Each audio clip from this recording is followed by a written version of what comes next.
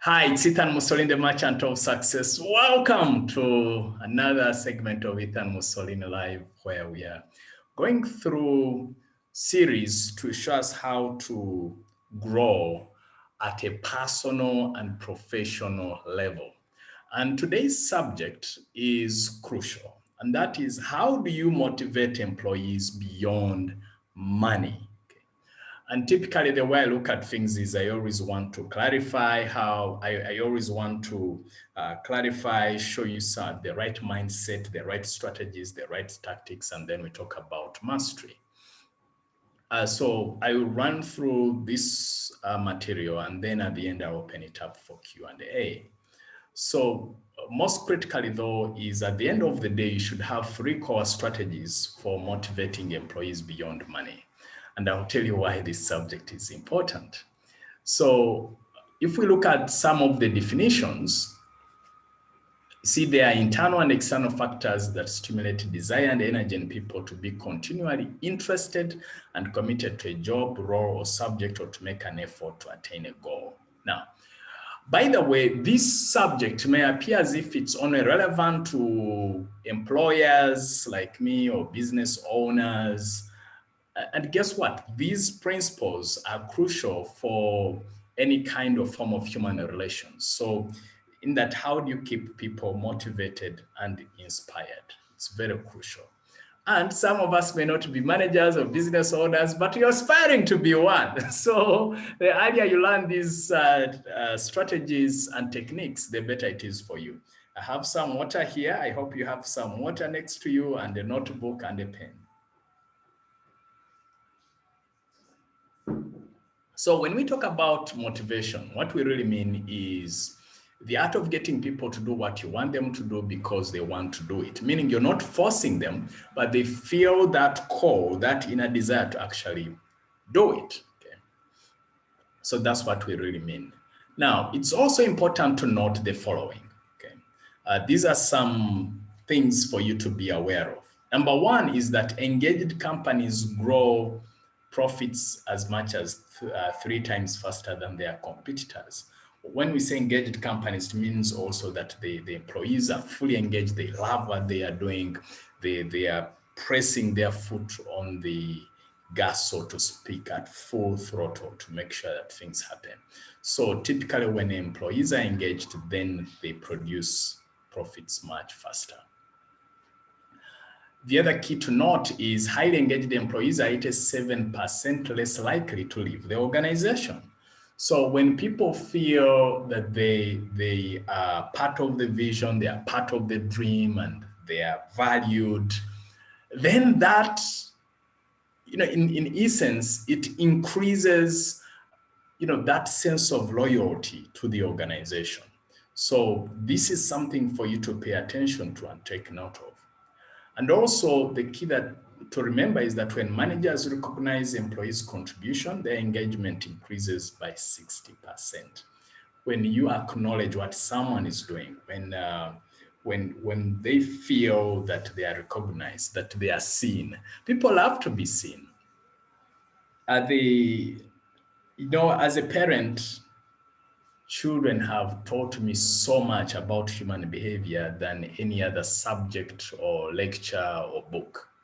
And any parent who pays attention will tell you that to be true. I'll give you an example. I have 2 girls. One will be turning 7 on Saturday, and the other one is 3.5. But I will tell you, part of what they do is that they do a lot of art, and when they finish their piece of art, they have to run. Mommy, see. Daddy, see. They want to be seen. Or if they change their clothes, and they love changing their clothes and show off their designs. Yesterday I saw a 3.5-year-old telling their mom, say, "Mommy, I've changed my design, my hair design." And she had a comb, but she wanted to be seen. Or sometimes the one who will be turning 7, she will say, "Oh, Daddy, see, I can do this. I can stretch my leg like this." She used to do ballet at one time. oh, I can look, see how I can see this move. You know, I'm going to pull a new move. Come and see my new move. So in essence, people want to be seen, and in essence, they want to be recognized. And this is from childhood, if you get what I mean. So it's ingrained in us. That lack of appreciation by managers is their number one complaint among employees. So we did research, the Success Africa, about a year ago. So it was May of 20, it was about a year ago. And when we made this research among employees, their biggest complaint was around not being appreciated. So we made a nationwide research. So, and even before doing the research, this is one of the biggest things I used to hear over and over again. You don't feel appreciated. My manager doesn't thank me. We also know that companies that offer incentives and context experience a 28% decrease in employee dissatisfaction versus other companies that do not have such frameworks in place.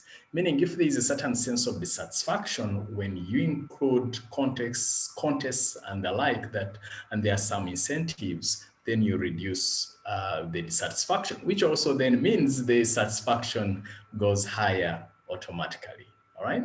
So why motivate your employees beyond money? That's the question. When we want to clarify these things, we need some stats, facts, and of course the why. So let's talk about the why.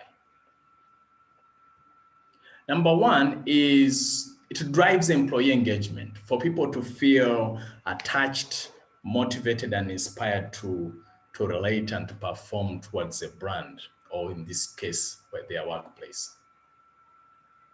Number two, and for me, this is very crucial, that money-based motivation isn't sustainable. Yeah. There is a limit to how much you can pay. I mean, think about all the, I don't want to speak about certain categories of people, but you constantly see people and you're thinking, wow, they are being paid a lot of money. And then only to hear the following day to say, oh, yeah, they want a pay rise, or they give themselves a pay rise. You know what I'm talking about. Or either they are demanding for a pay rise or they give themselves a pay rise. And you're like, yeah, but what you're already earning is way more than the typical.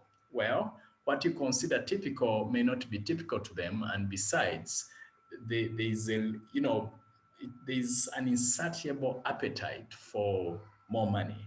So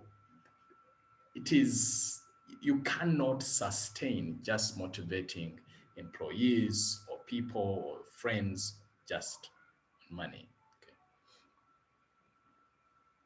Also, when you motivate people beyond money, it creates a fan base among employees. Okay, that's what it is. The people love things that, if you can find a formula, and of course I'm going to give you some strategies and tactics to do that, then you will find some people staying longer than they should be. I've had people who, I recall one time I had someone who had just joined me. That was many years ago when I just opened up business.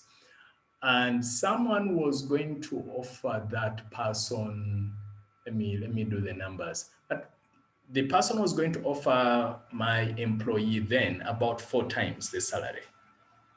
And she refused. She said, no, I feel there's a lot I'm learning here and I'm growing.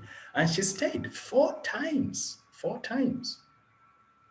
Now, of course, there comes also a time when someone gets such a hot deal and it's too irresistible that they can't stay. But all I'm showing you is an example. At least that person was able to serve me for a couple of years, about like 3 or 4 years, and then went on to do her own stuff.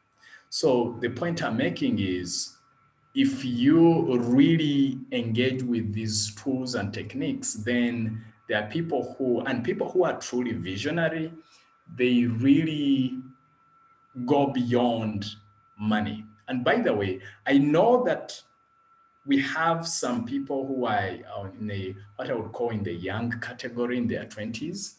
I know some of you here live. This is my advice to you. If you are in a place and you're just starting out, unless you feel that there's nothing new you are learning or you're not being challenged, I would say your number one priority when you're just being employed should be to learn, to enhance your skills, to become a better person, a better communicator, a better performer. Then the money will always come.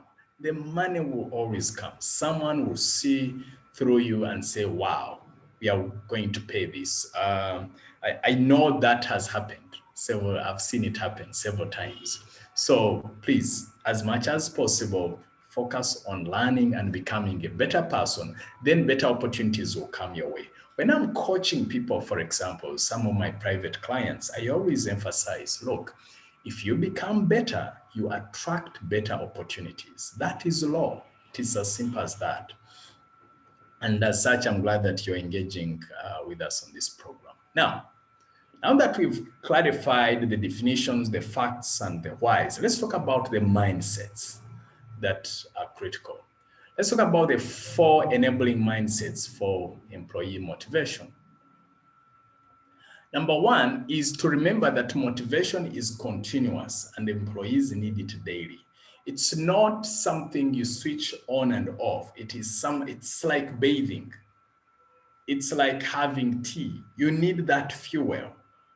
So every morning I have to take my porridge. I take porridge, okay?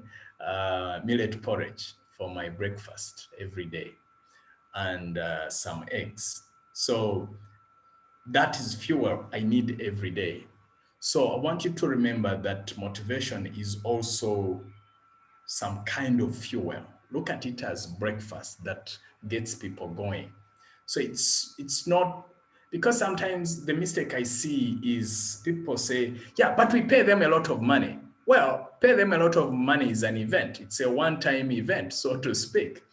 And money is not the only piece. Money is about 10% of the equation. The other 90% depends on these other factors that I'm going to talk about. So when you're dealing with people and you're considering motivating people, then remember that it's a continuous journey. It's not something it's not an event. It has to be culture, literally, something you do over and over again. Number 2 is something I learned from Napoleon. No mistake that I'm called Mussolini. All right, no relationship with Napoleon at all. But Napoleon said that a leader is a dealer in hope. And that is profound. So meaning even when it's the toughest of times, like the ones we are living in now as of this recording, you have to keep pushing the envelope and keep giving people some kind of hope. And that's one of the reasons I'm doing these sessions, to give the listeners or people attending some hope, say things can be better if you become better. So as a rule of thumb, always think and push yourself to say, okay, how can I create hope? Hope for things to be better. To show people that things will be better, okay? To let people know that things can get better. So people need to know that.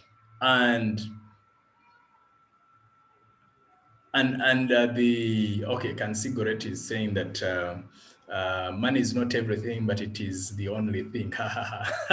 So that is said tongue in cheek. Yeah. So the key thing is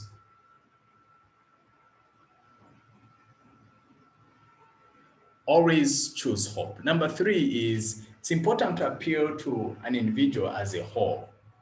What I mean by that, social, economic, spiritual. So you need to look at a whole. I like it when organizations, you see them not only paying attention to salaries, but you hear of organizations having things like one of our clients, Fawe. I know that before the current pandemic, every Wednesday, I believe, they would do aerobics, so meaning they are not just looking at someone being working, but also taking care of their health factor, their health selves, okay, to make sure that the person is physically healthy. So and then when we say social, for example, one of the things that we've been doing, one of our best-selling product, I believe, like at Success Africa, has been team building. That means for organizations that acknowledge or recognize that people need to connect, people need to work as a team, they need to think as a team. And therefore, you find that they are engaging us to help those organizations or the team to perform or to behave or to act and to enhance their social selves. The other mindset, which is very important, is self-development. People want to grow. So you have to add a brick to their personal development strata. One of the things, I know we have some of the Success Africa team members. I always tell them, look, the biggest benefit you're going to get here is personal and professional growth. Just focus, just put your mind to this. You'll become a better person, period. So you have to think, how can I help a person be better? And God is my witness in that no one has ever worked with me and they don't live as a better human being. So at least if there is one thing that I've focused on, is this part of self-development, personal and professional development. That I am extremely adamant about. And one of the things I always do, which I would encourage you as a leader or manager, is give people feedback in a way that moves them forward, not in a way that just makes them feel small and feel bad. It's just a way, or you challenge them and you tell them what they need to do in future to become better. So I'm encouraging us to think, always be alert and ask ourselves, okay, how do I help my team to be better? How can I help my colleagues to become better individuals? How do I help my staff to be better? Because when you do that, then amazing things start happening. When you help your team to be better, they'll work hard to make sure that you are better yourself, that the organization is better. Okay. Cool.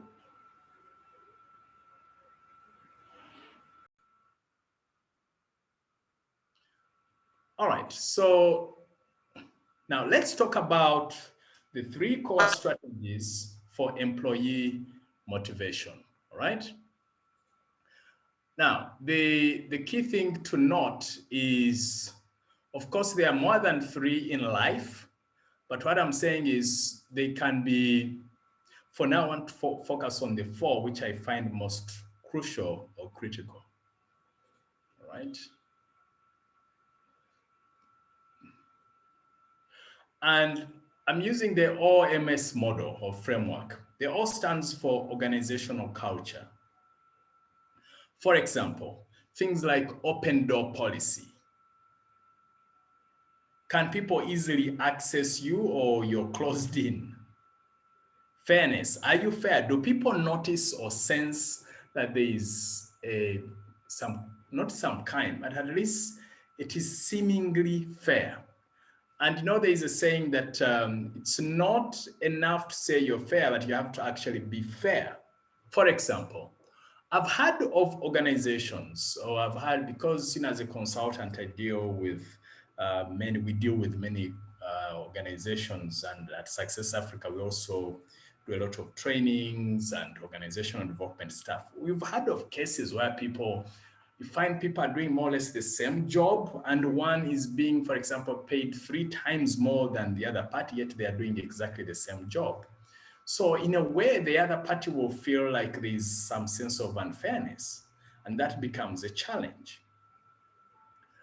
The other key to note also is around open communication. Can people speak to you, as an example? And when we say open communication, it's not enough to have an open door. You see, your door may be open, but your mind and heart may be closed. So when we say open communication, it means opening your mind and opening your heart. And that has to be seen, not only seen, but has to be practiced. So that people feel like they can speak to you about anything. Meaning if they're unhappy, they say it. When they are happy, they can say it. They can also celebrate.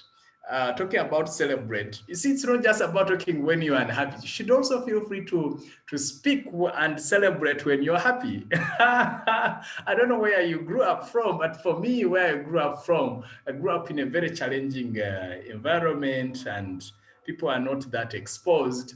So whenever one of us would laugh and make noise like, hey, hey, those of you who don't understand English, whenever one of us would be super excited and happy and making noise, then you'd hear comments like, come on, we're making noise, you're laughing like you're a fool, you're laughing like an empty tin, you're making noise like an empty tin. And looking back, I'm like, duh, let the person be happy, let them express themselves. Like I let my daughters make as much noise as they want to when they are happy. Of course, not when I'm holding this class at home. There I tell them, hey, look, I'm going into an online class, beware. But other than that, so the point I'm saying is people should feel free to express themselves.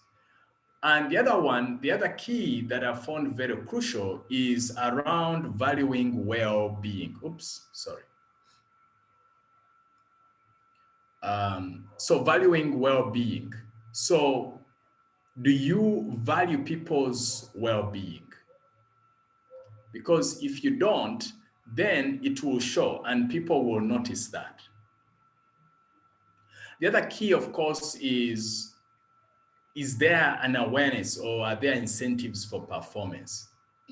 Now, recently I was consulting for an organization and they said, look, can you advise us? Because one of the things we've noticed is when it's end of year, the bonus is shared equally amongst everyone because we believe everyone contributes. And my personal view is this, that true, everyone contributes to the whole. And at the same time, I find that also exceptional individual performance has to be acknowledged. Where I've seen this practiced, I've been part of,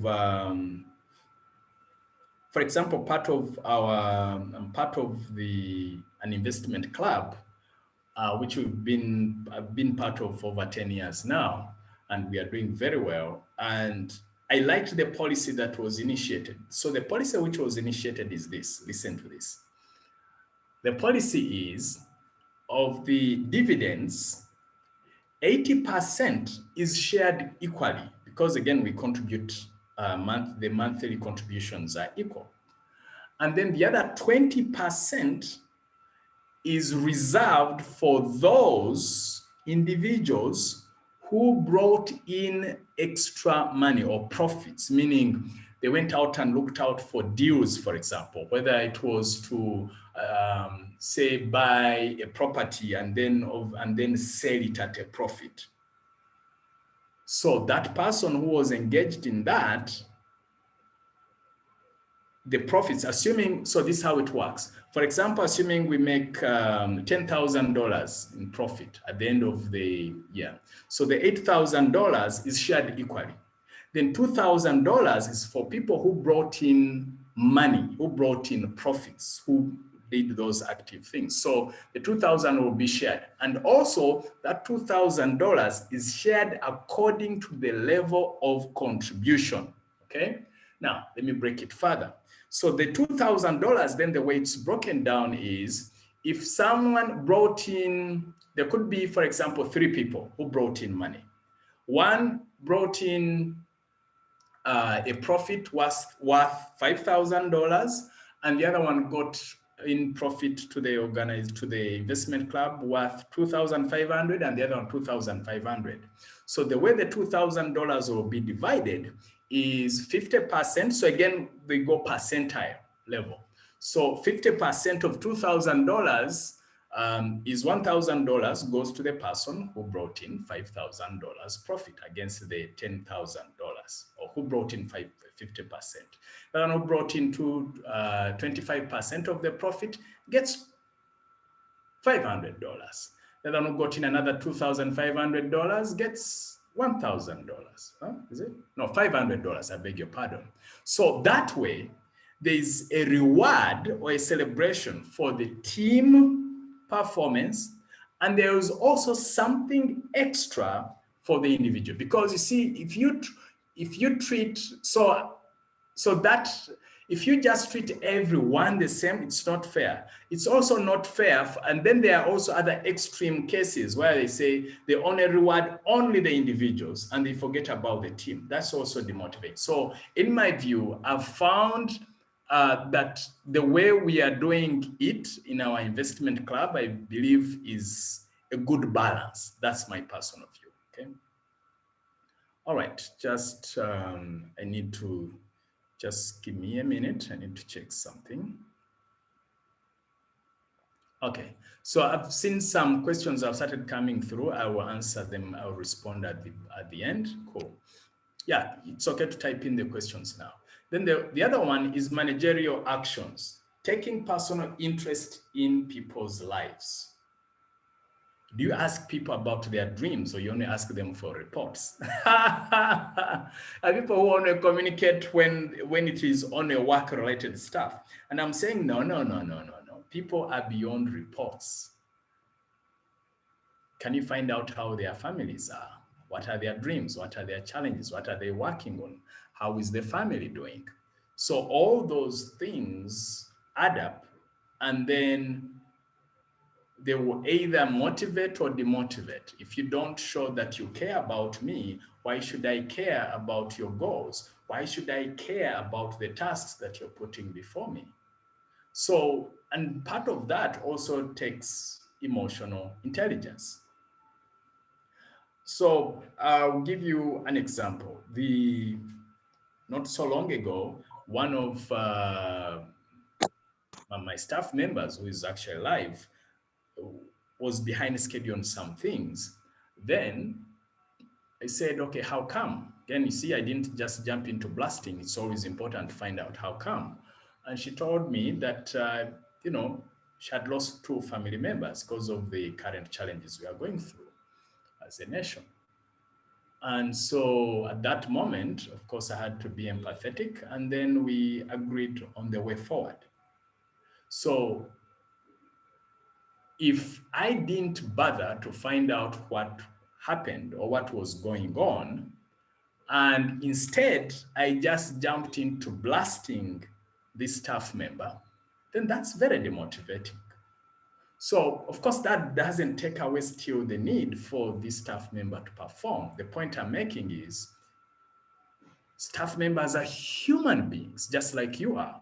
So you have to pay attention to what's going on in people's lives, and then see how you can balance what's going on in people's lives and what you want to see happen in the organization that you're working with, okay? Then the third key is self-development. People want to grow, add a brick to their personal development. Now, I had hinted on this, how I'm extremely passionate about this. I'm extremely passionate about this because when I look back from where I've come from, the most educated person was a P7 graduate. We had only 7 years of schooling. I grew up in most of my life in Omuzigo, one room. I've been a victim of jiggers, of bed bugs. I grew up with very low confidence and self-esteem. Grew up in squalid conditions, very challenging. Lost my mom when I was 9, lost my dad when I was 17. And at one time I didn't have hope in terms of what it could be or how life could be. And for me, part of the biggest turning point was And number one, with my dad, he was always keen to make sure that I read. I believe that also helped. He planted something in my head. And the other key thing though, so I had different turning points, and planning to actually share my story in the email list. But one of my biggest turning points, or in '98 when I met my first mentor, Dr. Gerard Serwaji, God bless his heart, he passed on unfortunately, is he gave me a book, and that book was called Think Big by Ben Carson. It was my first personal development book. And he hooked me onto the idea of self-growth, of self-development. And since then, I've never looked back. Even when I was at the university, I would get pocket money of 50,000 shillings, for example, which is about what, $15 or thereabouts, and I would spend half of that on a book. Up to now, my biggest expense is self-improvement, personal and career development. I invest in coaches and books, CDs, DVDs, online programs, online training programs. I spend a lot of money on myself. And I believe it's been one of the biggest drivers to move from where I was, where I didn't have confidence, to where I'm now super confident, where I didn't know anyone, to connecting with some of the most influential people in the world. I have a happy family and have a beautiful and happy family. I've been on this journey of been owning a business since 2003, September, so when I see all this, and that's why I'm always very, very passionate about telling people, please invest in yourself. Don't never look at never look at the money you're putting into your self-education as an expense. No, it's an investment because the returns are priceless. Sometimes it hurts me when I see people quickly and keenly run into buying a new cloth or a new car or a new this, or a new that, external things. And there's nothing wrong with that. What I'm saying is, but then when it comes to self-education or self-improvement, then they cringe, they say, that's too expensive. No. And I'm saying, no, focus on working on the inner person, please. So that's the message to you. And at the same time, that's the mentality I would encourage you to put into the people you lead or you're managing. I always advise people and say, look, spend 10% of your income on yourself, minimum 10% should be on investing in your head. Skill set, mindset, abilities, that's where the magic is. So, and as such, if you can help people do that and find ways to support them, whether to give them books or to nudge them or to, and by the way, about self-development, there are some websites I would highly encourage you to check out. There's Coursera, like course, then ra.org. It has so many free courses that you can check out online, okay? Cool. Now, let's talk about the framework for employee motivation. A couple of frameworks. Number one is the container. When we say the container, is the environment. Is it relaxed? Is it encouraging? Is it family-oriented? Do people feel a sense of belonging? So if you create such conditions as an example, and also the opposite is true. If, for example, it's tense and it is discouraging, people feel individualistic, they don't feel like they belong, then they will be demotivated. So you have to create the right container or environment. The other one is growth policy. Do people see that they can grow and go to another level or higher level? Meaning, what's next after this position? So now, I know that some organizations are flat in structure, and sometimes you may not have a way around that. What you can do though is, can you give people more responsibility? So they see that, okay, since before I was handling one glass, now I can also hold a phone. So when they see themselves juggling with two things now compared to only juggling with one before, then they see progress. the second key around this employee motivation framework is the subject matter, is the subject person, for example. Number one is the freedom to create. One of my longest serving team members, Kabgo, has told me that for him, part of what motivates him the most is the fact that he's given space to create.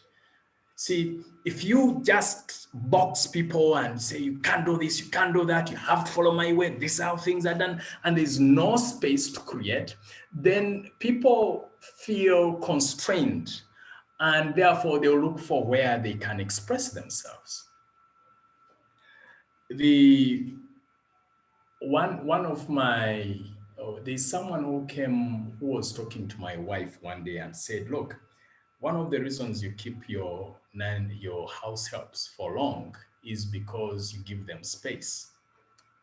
And the space, for what we mean by that, for example, is if they say they want to go check out their family and the like, we let them go. If they want to go to the salon, work on their hair, and so long as they alert us ahead of time, no problem.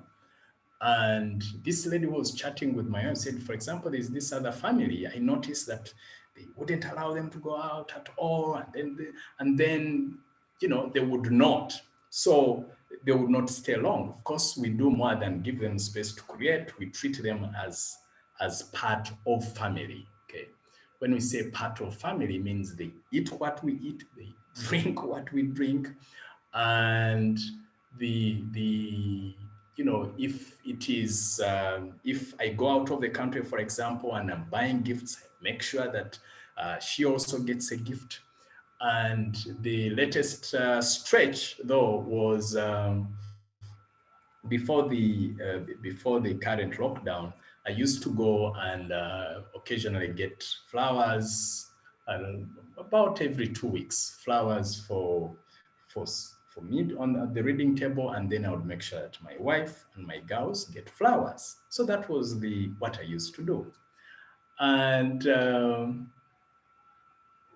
yeah, and that's what I'm still doing. No, I've remembered. No, it wasn't about flowers. It was about the cake. So whenever there is a birthday for any of us, we buy cake. And that's been the culture here. We buy cake, whether for wife or myself or the girls. Now, our current house help, who's been with us for 3 years? Yes, 3 years. The previous, whenever it would be her birthday, we say, oh, happy birthday, and that's it. For some reason, this particular year, which was about 2 months ago, our firstborn, by now, she was sharper. She reminded and said, so are you going to get cake, happy birthday cake for Auntie Julie? Say, that caught me unawares. Like, yeah, we will. And it never occurred to me, or even my wife, that look, we used to do birthday cakes for us as the immediate family, and for her, we had never. So I'm happy to report that 2 months ago, it was in May, we made sure that there was a proper birthday cake.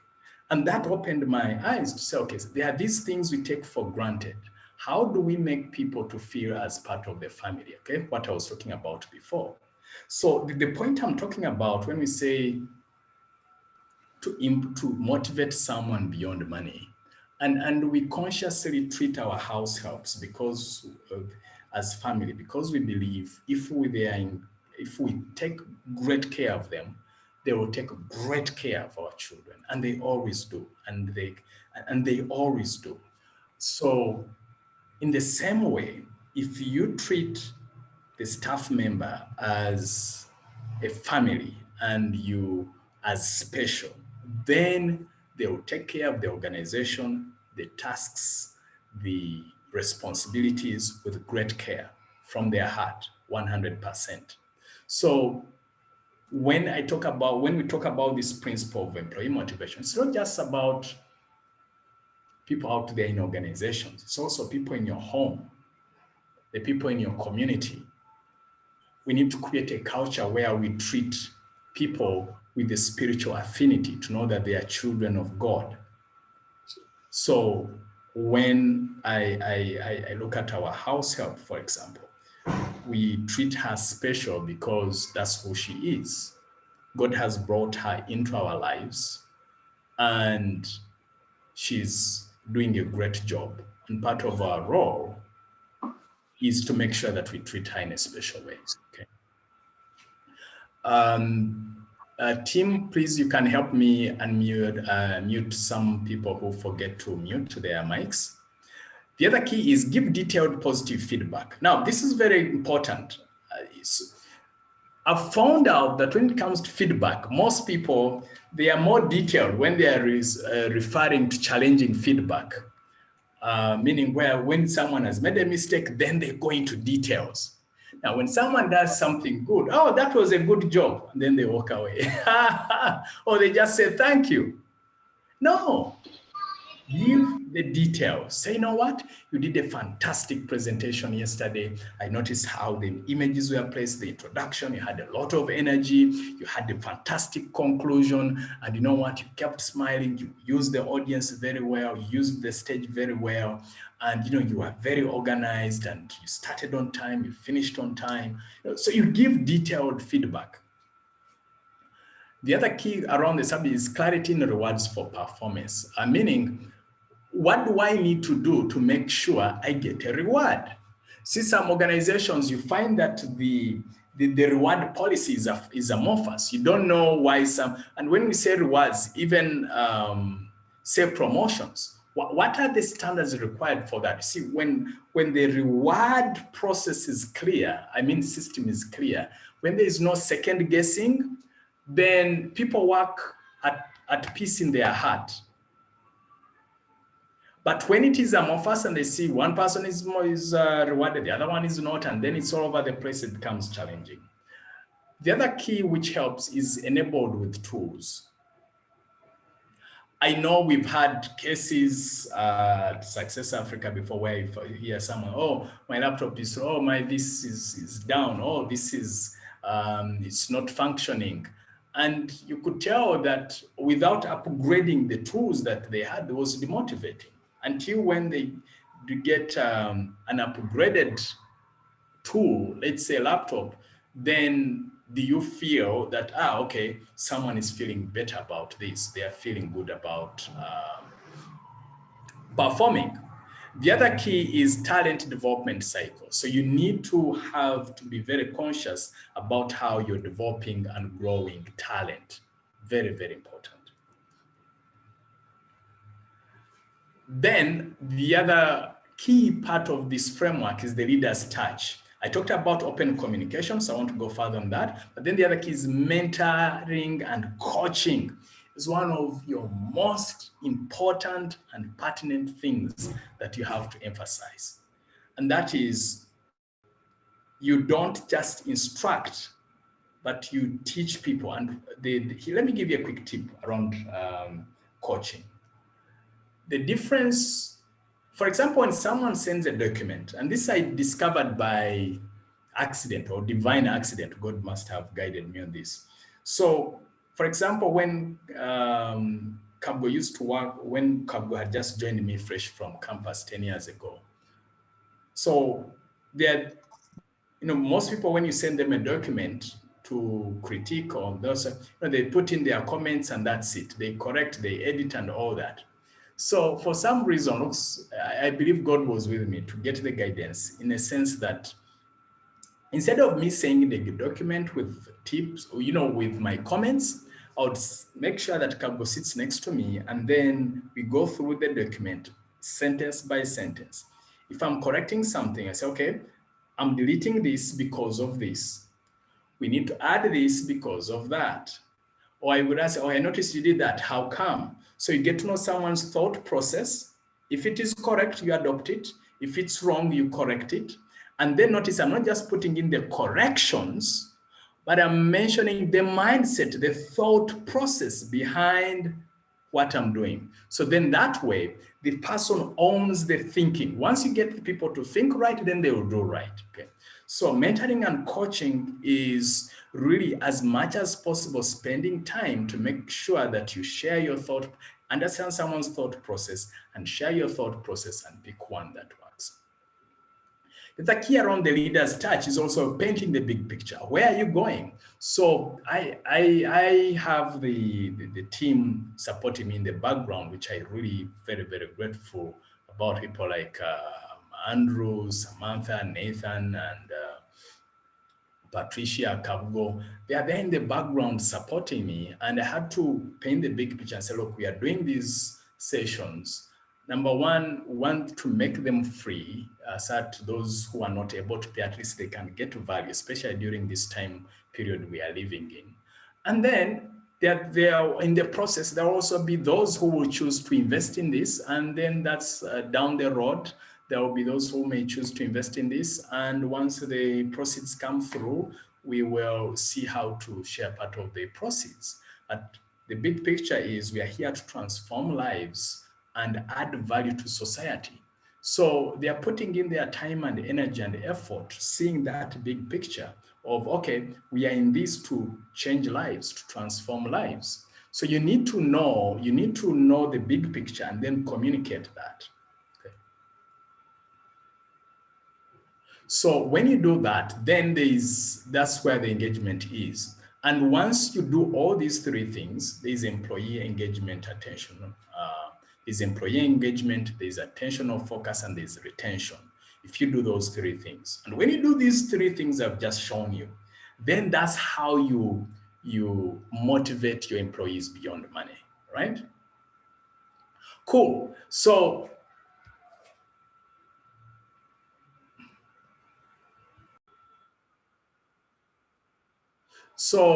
Goretti was asking that could it also be that high performers need the others, low performers, to achieve? Maybe without them, they wouldn't achieve that much, just wondering. Yeah, so Goretti, you're absolutely right. I mean, no person is an island. They need the high performers also need the what you're calling low performers. The other languages, those who need the most support. And that's why I said there has to be a category for rewarding the overall team.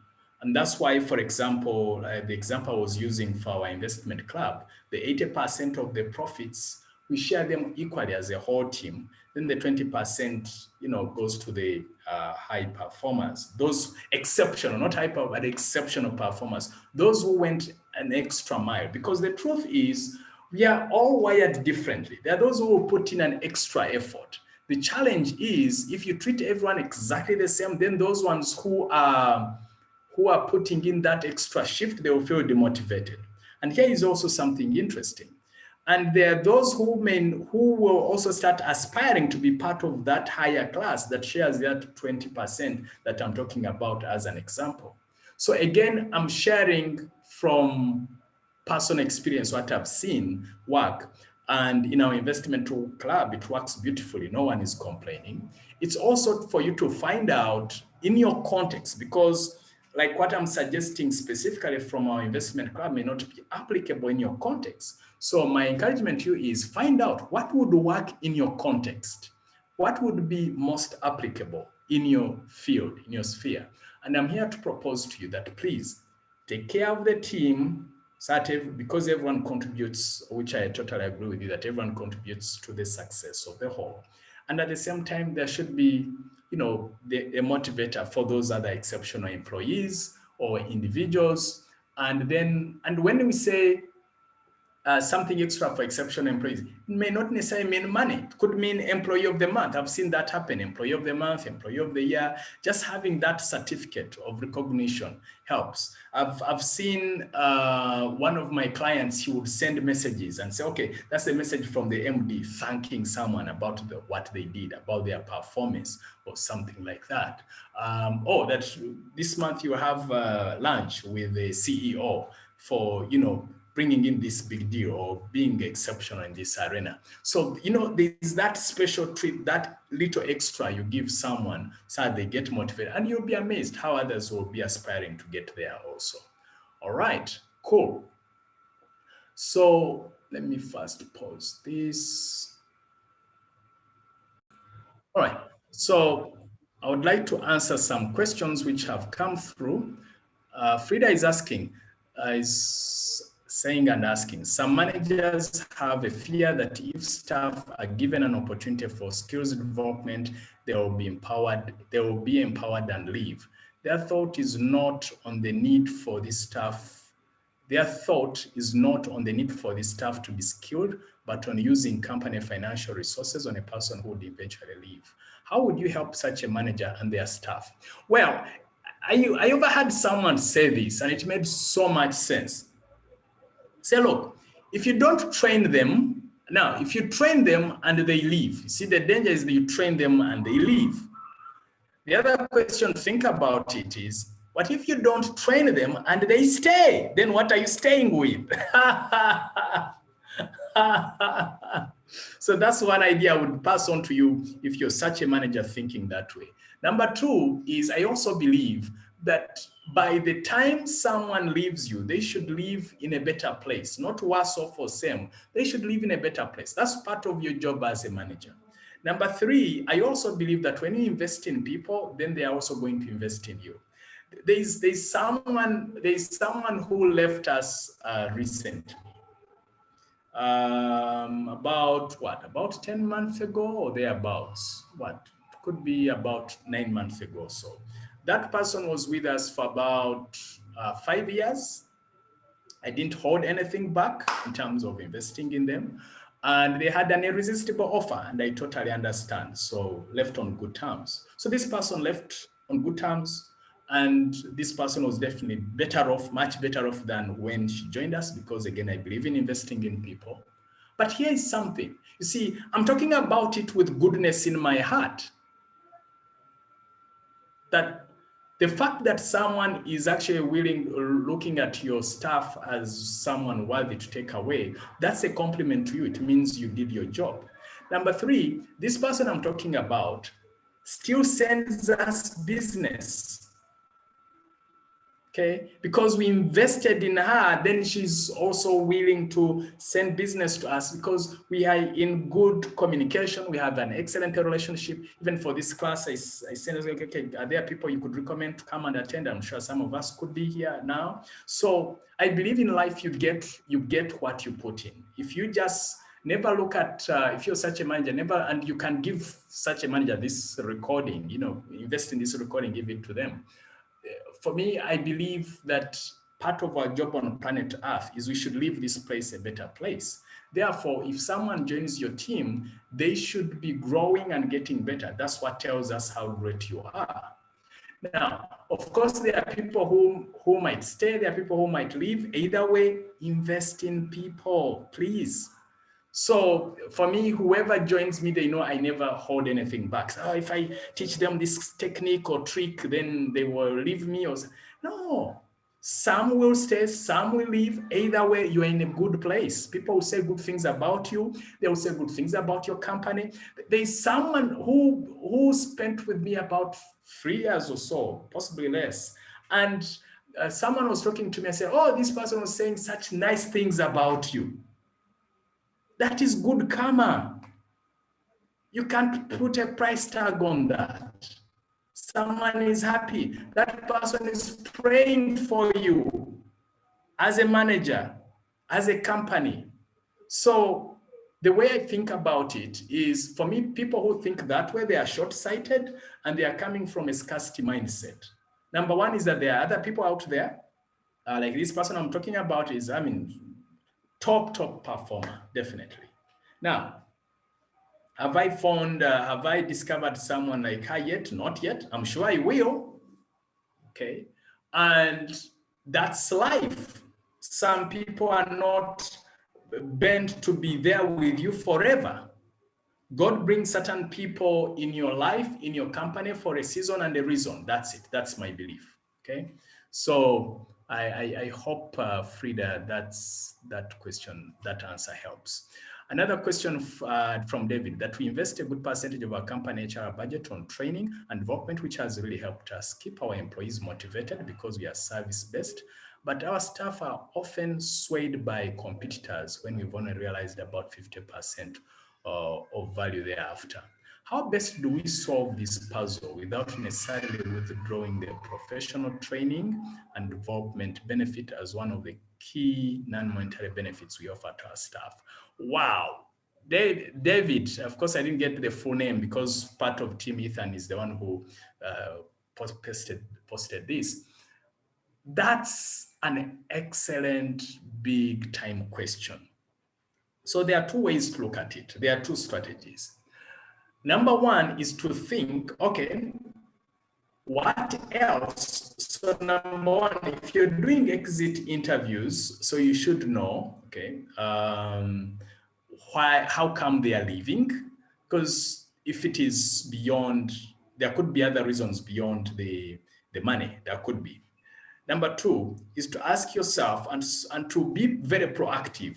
What else do we need to do besides money, besides training, I beg your pardon, besides the training and the salaries we are giving you? What else do we need to put in place that would make you feel fully attached and wanting to stay here much longer? I would ask that question, okay? So, because then sometimes so training is just one of the pieces. There must be other reasons why they are leaving. And usually it's also beyond money, okay? Sometimes it could be, and sometimes it's not. I would say most times it's beyond money. So there are other things. It could be that they are getting training and yet, let's say one of their managers abuses them or shouts at them, and that can drive the person away. So you need to do a thorough investigation, an employee engagement survey, but most important, have one-on-one engagements. Let managers have one-on-one engagements with their team to ask those staff members that question. What do we need to do differently that beyond what we are doing now that is within our reach that would keep you engaged here? So that's one strategy, which I feel is much, much more sustainable and practical. That's the path I would take.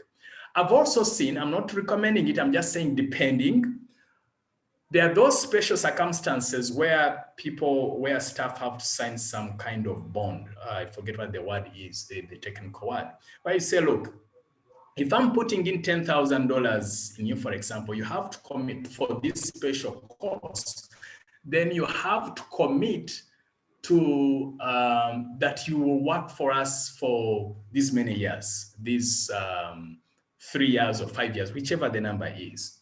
Now, should you go out, should you jump out before that time period, then you have to refund this percentage or this amount of money. I've seen that also happen because there are also those high level courses which really cost a fortune, in that if you do not bond employees, it's also not being fair to the company. Company has put in so much money in you, $10,000, and you've just finished the course, you jump off.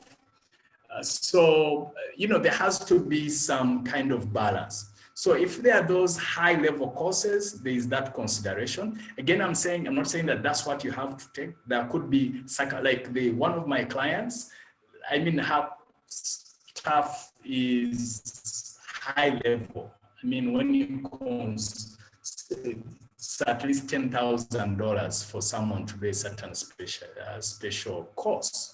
So, and then when this person was done, and shortly after, someone wanted to yank them away, and there were very few people in the country, like 3 of them in the country. So, but because she had a bond, she got part of her money back. So there are those characters who may not feel attached. So David, this is a big time question. Let me know if I've answered you.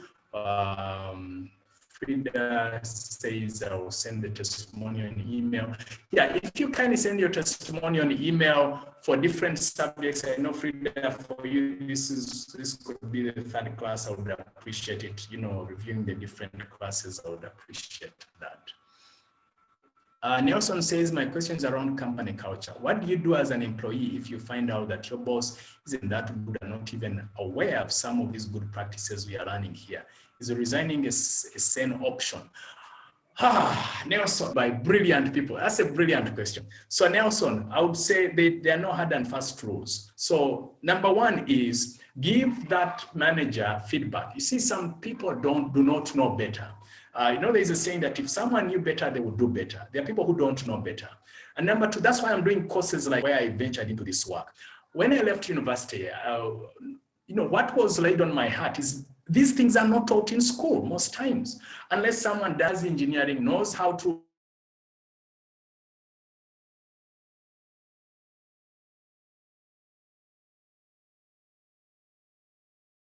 Okay, sorry about that. Looks like I had lost. Sorry about that. So the thing is, sometimes someone just jumps in a role as a manager with no skill set, with no abilities. So now, unless they get an opportunity to do an engagement like this, what we are going through now, then they are stuck. So, meaning one of the gifts you can give such a person is number one is the gift of feedback. Some of these people do not know better. So you need to give them feedback, and they all give them feedback. Hopefully you attend one of the sessions where I'll be teaching about giving and receiving feedback. But here is a quick tip. You say something along the lines of, I would really, so you would give this person a feedback. So you know what, I like this thing because it makes me feel this. I like this other thing, and in the future, to get even the most out of me, if you could also start to get the most out of me, if you could also start doing 1, 2, 3 things, it would really make my day. It would make me perform even better. So you tell the person that.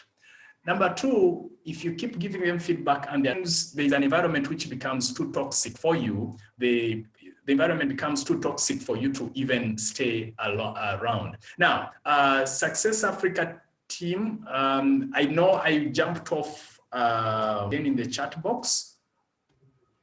Please type them for me. So if you do, if you feel that you've done everything that you've thought about and this person is not moving, you start looking for opportunities elsewhere, because there comes a time where things are too much for you to handle or to deal with. So then there you can move on. Yeah. So let me first.